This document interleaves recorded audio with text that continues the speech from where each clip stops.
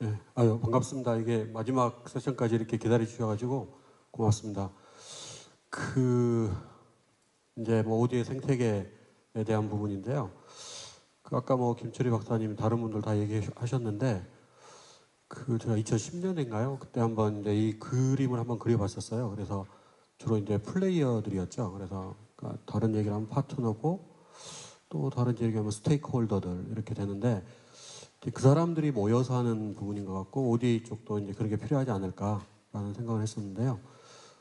저는 이제 개인적으로 뭐 EDCF 사업도 좀 해봤고 그다음에 코이카도 재작년까지 해서 PM도 해봤거든요. 그래서 제가 할 수 있는 부분은 다 해본 것 같아요. 그래서 그렇게 보니까 결국은 뭐 얘기했지만 이것도 그 현장에서 벌어지는 플레이어에 대한 얘기다라는 거죠. 그래서 그걸 어떻게 하는 게 좋겠는지에 대한 거를 늘 생각을 하고 있었습니다. 근데 예나 지금이나 그렇게 크게 변한 거는 없는 것 같고요. 이제 조금 맞아 들어가는 게 이제 이게 또 정부 정책하고 또 연계돼서 그 이제 일자리 부분이 나오니까 이제 좀 얘기가 되는 것 같습니다.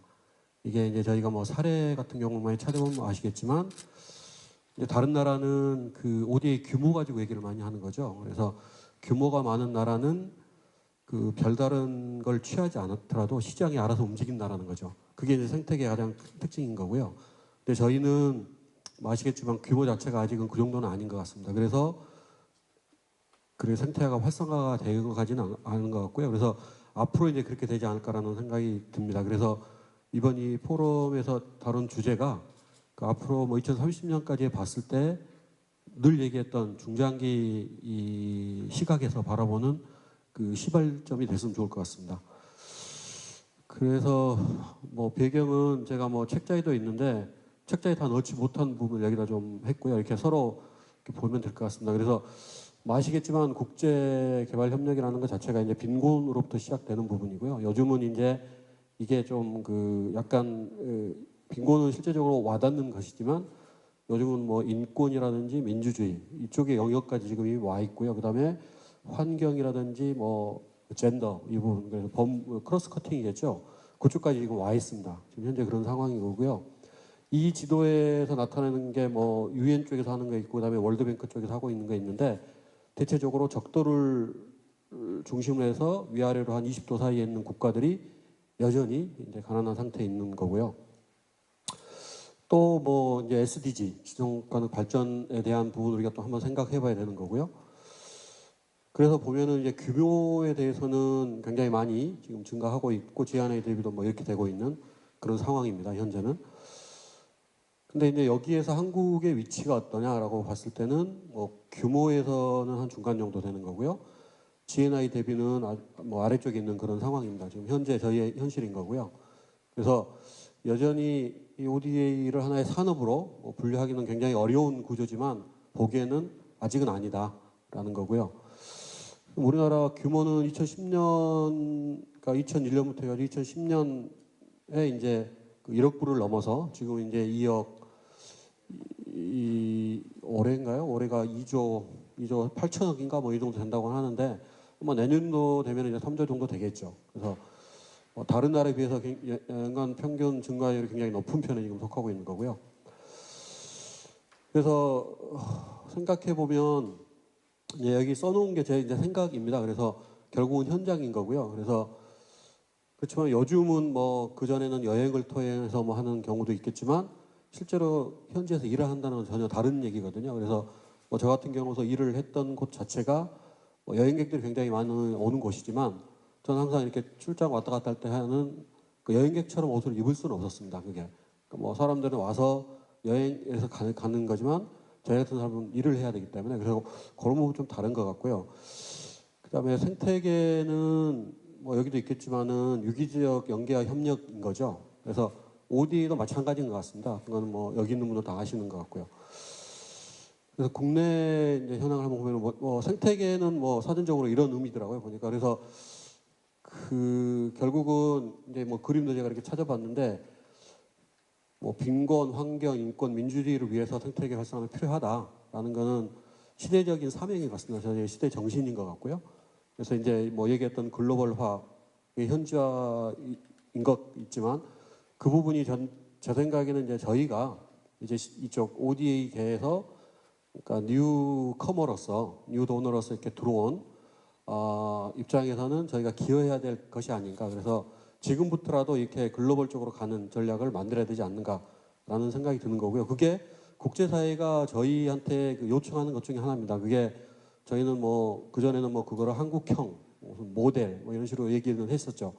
그게 이제 어떠한 그 뭐 이론이라든지 뭐 이렇게 진행되는 과정에 당에 나올 수 있는 그런 하나의 요소들이었던 거죠. 그게 뭐 한국형이 꼭 나쁘다 옳고 그렇다의 문제라기보다도 그 한국형에 대한 초점은 우리의 것을 좀 제대로 알아보자라는 게 그 방점이었습니다.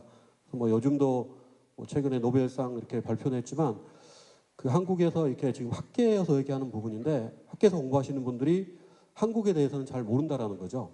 물론 이제 대학에서 한국에서 공부하고 계신 분들도 있겠지만 대부분은 해외에서 공부했던 걸 가져와서 뭐 그쪽으로만 이렇게 진행되다 보니 한국에 맞지 않는 그런 현실 그리고 한국에 맞지 않는 인재들이 양성이 돼서 그게 뭐 대학 교육의 뭐 한계라든가요 뭐 이런 식으로 연결되지 않았을까라는 이렇게 추정을 좀 해봅니다. 그래서 OD의 생태계는 뭐 그림이 이걸 좀 더 이제 완성을 시켜야 되는데요. 그러니까 약간 복잡은 합니다. 근데 어쨌든 요소들이 서로 주고받는 역할을 한다라는 거고요. 여기에는 국내에만 있는 게 아니고 결국은 현장에 있는 거고 국제적인 부분도 좀 생각을 해야 된다라는 거고요. 좀 더 나아가면은 이제 협력국 국제기구, 국제 NGO 글로벌 기업까지도 이렇게 연결이 되는 거고 여기에 제가 이제 표시는 하지 않았지만은 이제 그러면 이제 그러니까 뭐 규모의 문제라고 하면은 저희가 시장을 넓혀보면은 국제 조달기구라는 게 또 있습니다. 국제 ODA 조달 시장은 뭐 한국에서 생각한 것 이상으로 굉장히 큰 시장인 거죠. 근데 아직까지 저희 나라에서 그쪽까지 이렇게 접근하는 데는 일부 기업에 불과하지 않는 거죠.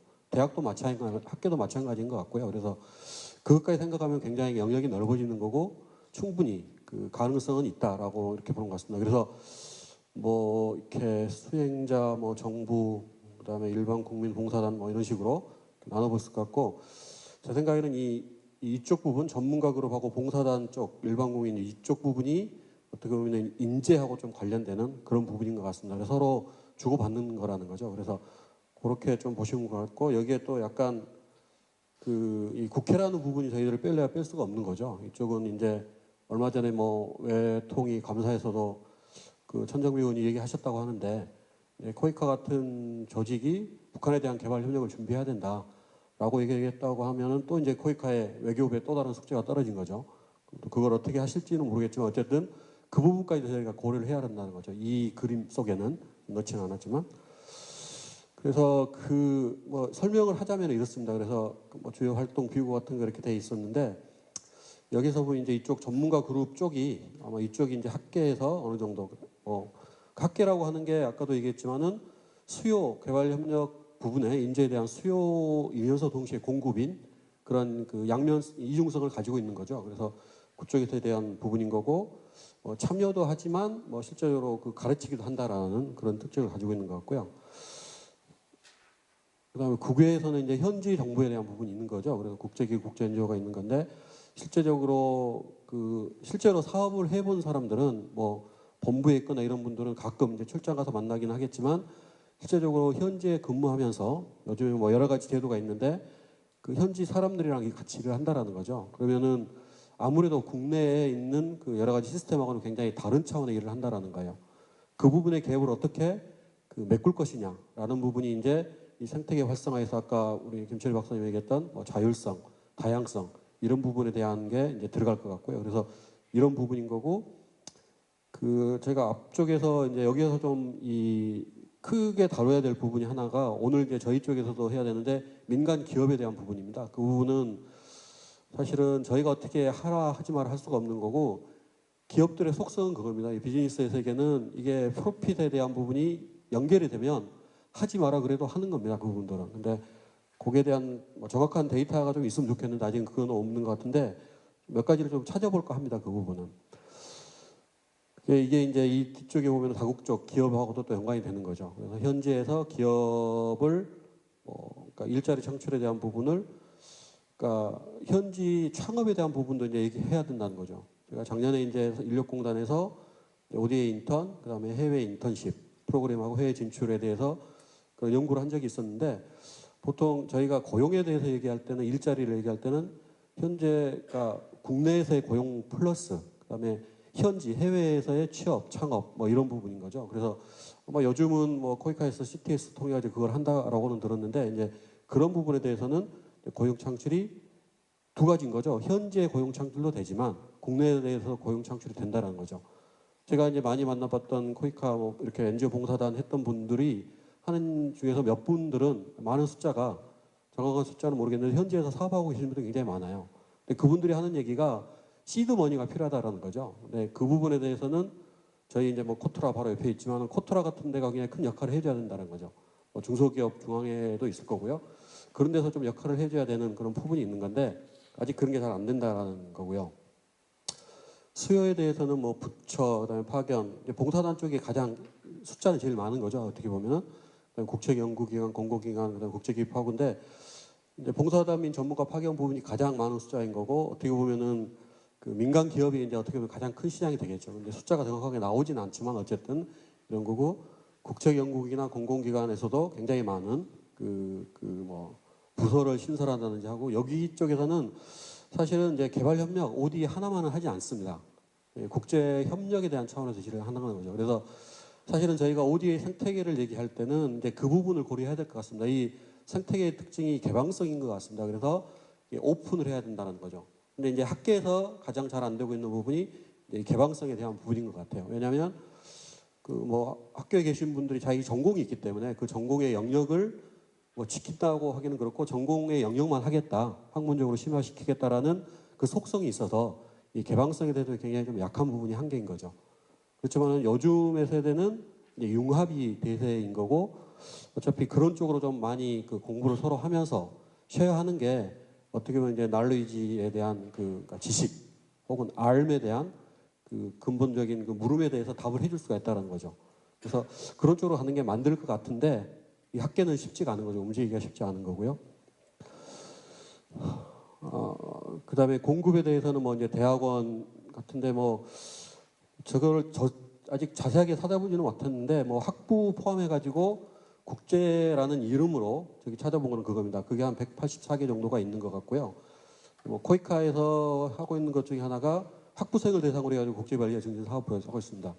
이게 제가 지금 이제 세종대에서 저게 이제 강사로 일을 하고 있는데 어쨌든 저게 이제 그러니까 인식 제고, 그러니까 이해 증진인 거죠. 그러니까 저변 확대. 좀 제목은 이상한데 어쨌든 국제 개발에 대한 이해를 높이는 그런 것을 하는 것 같고요. 그래서 그 오픈은 많이 된 것 같습니다. 한 2만 5천 명 정도 이렇게 되는 것 같고요. 그다음에 석사과정에 대한 지원도 있는 것 같고, 그다음에 연구 단체에서 연구재단에서 하고 있는 옆에 지금 있는데 연구재단에서 하고 있는 것도 있고, 그다음에 학회, 뭐 시민단체, 유관단체 하는 건데 시민단체는 아까 지금 양수경 본부장님께서 자세히 설명해 주셨고요. 그다음에 학회에 대한 부분도 현재 뭐 국제개발협력학회가 있고, 그다음에 한국개발정책학회, 개발 경제가 아니군요. 개발정책학회인데 제가 잘못 썼네요. 개발정책학회가 있는 것 같고요. 그리고 이제 일반적인 저희들이 흔히 말하는 일반적인 학회, 전통적인 학회에서 분과를 만든다든지 혹은 이제 시류에 잘 따르는 것 같아요. 어떤 때는 이제 OD에 관련된 주제를 정해서 특별하게 세미나를 한다든지 뭐 이런 식으로 좀 진행이 되는 것 같습니다. 유관 단체가 좀 있는 것 같고. 그래서 대학은 인재 양성의 수요처이자 공급처로서의 역할을 하는 것 같고요. 그래서 그렇지만 이제 개발 협력 현장을 반영한 교육과정, 뭐 현장 경험이 많은 교수진 구성이 필요하다라는 게 그 뭐 학생들의 얘기인 것 같아요. 제가 이렇게 좀 대학원 국제대학원 이렇게 들어가 봐도 실제적으로 뭐 전공이 딱 뭐다라고 이렇게 찝을 수는 없지만 거기에 계신 분들이 대부분이 이제 현장에 대한 경험이 있다기보다도 그러니까 뭐 그쪽 전공을 해서 해외에서 공부하고 오셔서 거기에 있는 거죠. 그러다가 이제 이런 일이 있어서 이렇게 참여하게 되는 이제 그런 그 시스템이기 때문에 그래서 뭐 그분들이 관심 있는 분들은 이렇게 연구조사 같은 걸 해서 현지에 가기도 하는데 그렇지 않은 분들은 주로 하시는 부분이 국제 통상에 대한 부분이어서 그러니까 선진국에 대한 부분을 많이 하는 거죠. 그래서 사실 이 파트너 컨트리에 대한 부분은 좀 잘 모를 수가 있는 거죠. 그런 게 저희들이 굉장히 한계인 것 같고요. 뭐 다른 나라는 그렇게 하지는 않은 것 같습니다. 해외 사례는 뭐 자료를 더 찾아봐야 될 것 같은데 제가 뭐 그 작년에 국제개발협력학회에서 컨설팅에 대한 부분을 찾아보니까 뭐 굉장히 많이 조사를 해 놓으셨더라고요 보니까. 그래서 대체적으로 보면은 협회, 그다음에 민간 기관, 그다음에 대학원에 대한 지원, 그다음에 무역 해외 진출, 그다음에 기금 조성 이렇게 요약이 되는 것 같습니다. 이 중에서 저희가 하고 있는 거는 뭐 협회와의 협력, 그다음에 대학원에 대한 지원 또 많지는 않지만 이 정도는 하는 것 같고 나머지 무역 및 해외 진출과의 연계라든지 기금 조성 이런 부분은 저희가 되는 것 같지는 않습니다. 호주 같은 데는 아예 그러니까 우리나라 코트라 같은 데서 지금 하고 있는 것 같고요. 그다음에 뭐 국제금융기구하고 얘기해서 신탁기금을 아예 이쪽으로 운영을 하고 있습니다. 거기에서는.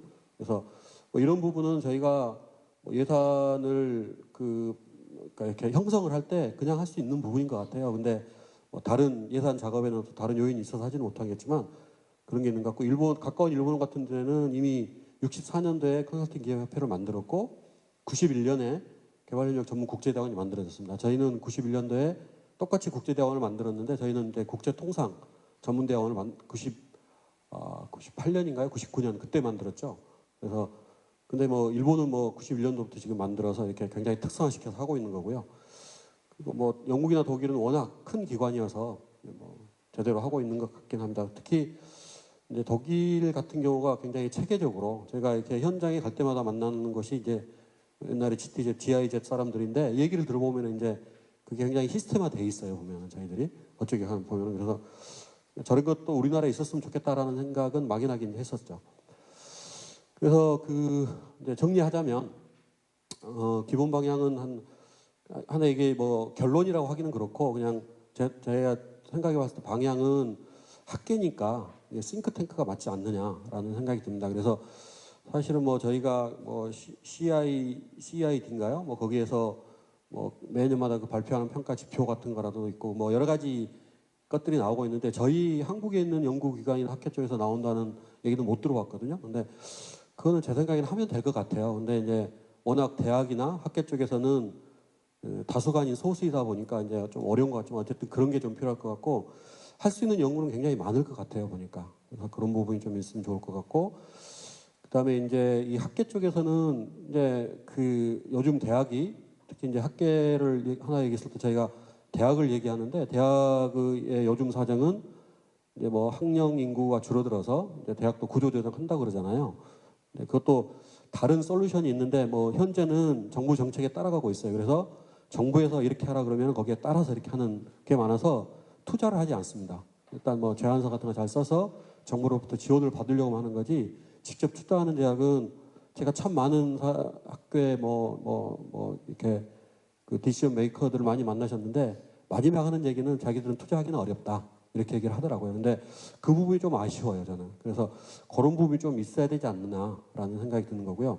그리고 또 하나는 관련 분야 전공 계절 및 교육과정 개발에 대한 부분을 좀 맞춤형으로 할 필요가 있을 것 같다는 생각이 듭니다. 그래서 그런 것들 좀 필요할 것 같고, 그러니까 좀 뭔가 그 대학 내부적으로도 좀 고민을 해서 어떻게 하면은 제대로 양성을 할 건가라는 거에 대한 부분이 좀 필요할 것 같다는 생각이 들고요.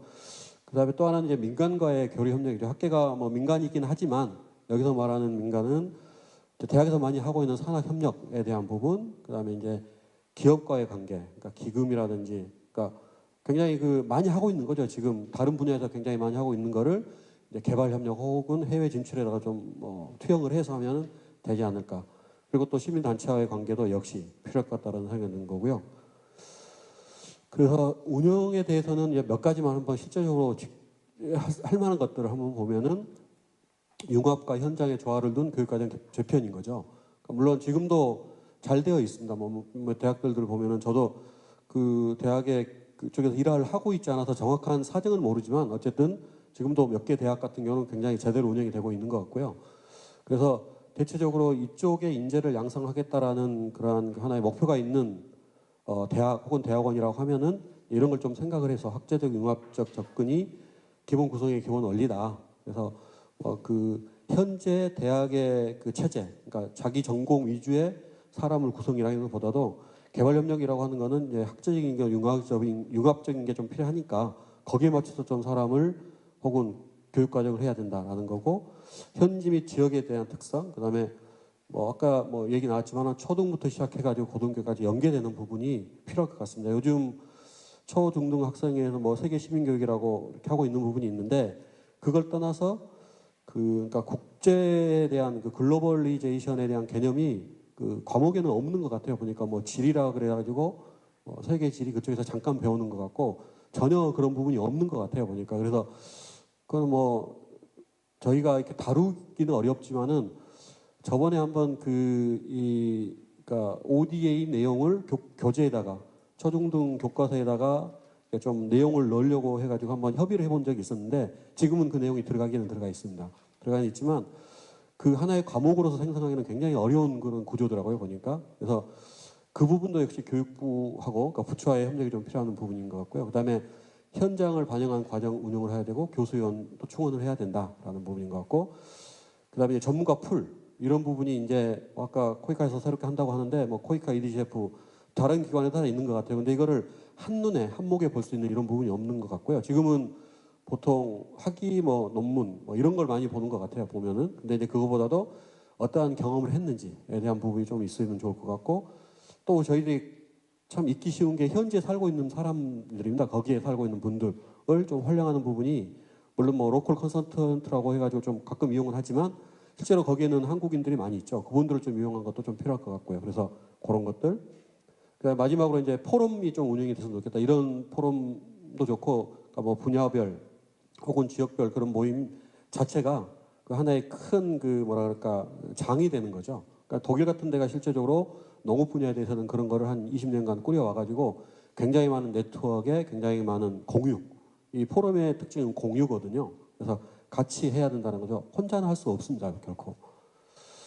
그다음에 학계 역할은 뭐 이렇게 플랫폼 하나 만들어서 좀 하는 거, 그다음에 다양한 협력 프로그램. 그래서 코트라랑 같이 일을 했으면 좋을 것 같다는 생각이 드는 거고요. 그다음에 삼각 협력, 뭐 지역민 협력, 그다음에 뭐 연구 및 조사를 위한 기금 운영, 그다음에 예산이 필요한 거죠. 결국은 이쪽에는 어찌 됐든 간에 ODA 예산의 일정 부분에 대해서는 인재 양성에 쓰일 수 있도록 뭐 법을 바꾼다든지 뭐 지침을 받는다든지 규정을 받는다든지 해가지고 좀 넣어야 될 필요는 있을 것 같아요. 그게 지금 필요할 것 같다는 생각이 듭니다. 그래서 결국은 저는 이제 ODA 생태계를 얘기할 때 글로벌 시대의 생존을 얘기하는 겁니다. 저희가 남북 관계도 있지만은 결국은 저희들이 바깥으로 나가야 된다는 거죠. 국내에도 물론 당연히 있지만은 국제적으로 나가야 된다는 거고요. 그다음에 뭐 중국 같은 경우는 이미 작년에 이제 이 관련된 기관도 설립해서 이미 진행을 하고 있고, 그러니까 또 다른 신흥 공연국이 또 등장하는 거죠. 그 중에 가장 큰 시장이 중국인 거고요. 중국은 이미 저기 있는 나라 근처에 나라가 보면 다 지금 있습니다. 가는 곳마다 거의 뭐 50만에서 100만 정도 이상의 중국인들이 있는 거고요, 현재. 저희는 저거를 타야 되는 거죠. 저희들이 자기 할 필요는 없는 거고 저희는 저걸 이용하면 되는 겁니다. 옛날에 실크로드를 이용했듯이 저희는 이용하면 되는 거고요. 그다음에 이제 뭐 남방 정책하고 연결했을 때 뭐 이쪽 동북아를 연결하는 거하고 동남아시아하고 인도까지 연결되는 이 선을 2W로 해가지고 좀 연결하는 부분도 있을 것 같고, 그다음에 이제 북방하고도 당연히 또 연결해야 되는 거죠. 그래서 뭐 이제 북한의 개발에 대한 부분은 당연히 이제 좀 준비가 돼야 될 것 같고, 제가 북한에 대해서 조금 이제 공부를 지금 하고 있는데 기존에 얘기했던 북한하고 협력에 대한 그 했던 분들하고 저희 개발 쪽에 했던 분들하고 좀 차이가 있는 것 같아요. 관점의 차이가. 이미 이제 그때 당시에는 인도적 지원에서 이렇게 지원을 많이 했었는데 지금 현재 북한은 굉장히 변했다라는 거죠. 그러니까 이미 작년에 그 북한에서는 자기들도 이제 개발 협력을 하겠다라고 이제 이미 국제사회에 얘기한 상태인 거고요. 그래서 개발 협력 차원에서 접근하면은 그 전에 했던 시각하고 굉장히 다르다라는 거죠. 근데 제가 그 북한 쪽 이렇게 하다 보니까 너무 거기도 이 스크린, 이 칸막이가 굉장히 많이 돼 있어요. 기존에 연구했던 사람들 정치 쪽 이런 쪽에 많이 있는데 그 부분이 좀 어떻게 학제적 융합이 어떻게 되느냐 이게 좀 다를 것 같고요. 그래서 결국은 저희가 해외 진출이라고 하는 게 이제 꼭 목표는 될 필요는 없겠지만은 일자리에 대한 부분을 국내에 대한 고용 플러스 알파로 해가지고 해외로 나야 되는 부분인 거고, 북한 개발 등을 포함해서 지금 시작해야 되는 거고, 그러기 위해서는 인재 양성이 필요한 거고 교육체제의 혁신이 좀 필요하지 않느냐라는 생각이 듭니다. 그래서 뭐 하여튼 저희들이 잘 몰라요. 그 나라에 대해서 어떤 자료를 찾아도 없는 거고요. 그래서 사실은 그런 연구는 이 학계 쪽에서 이미 다 돼 있어야 되는 부분인데 아직까지는 없다라는 거죠. 그래서 그런 부분이 굉장히 안 되는 것 같고, 그래서 아마 이런 부분들 좀 저희들이 고민해야 되지 않느냐. 그래서 결론은 저는 그 예산 지원이라고 얘기했습니다. 이것부터 시작해야 되지 않을까라는 거고요. 그래야만이 그러니까 어떻게 보면은 자동적으로 이렇게 움직임이 있지 않을까라는 생각이 드는 거고, 아까 얘기했지만은 늘어나는 ODA 예산을 새로운 사업을 발굴하는 데서 뭐 새로운 프로젝트 뭐 이런 거 하는 것보다도 인프라 이런 거 하는 것보다도 이쪽 인재 양성에다가 매년 몇 %씩 이렇게 넣어주면 제 생각에는 저희가 한 뭐 예를 들어서 3조다 그러면 그 중에 한 10% 정도만 3조에 10%면 3천억 정도 되거든요. 그러니까 그 정도만 인재 양성에다가 쓴다라고 한 10년 정도만 이렇게 그쪽에다가 투입하면은 뭐 굉장히 활발한, 그러니까 꼭 개발 협력뿐만이 아니고 저희 나라가 좀 살아갈 수 있는 길이 좀 나올 것 같다는 생각이 듭니다. 근데 그렇게 과감한 정책은 저의 생각인 것 같고 뭐 이제 저는 제안을 그렇게 하고 싶습니다. 그래서 그런 식으로 좀 하면 되지 않을까라는 생각이 듭니다. 뭐 이상으로 좀 마치겠습니다. 감사합니다.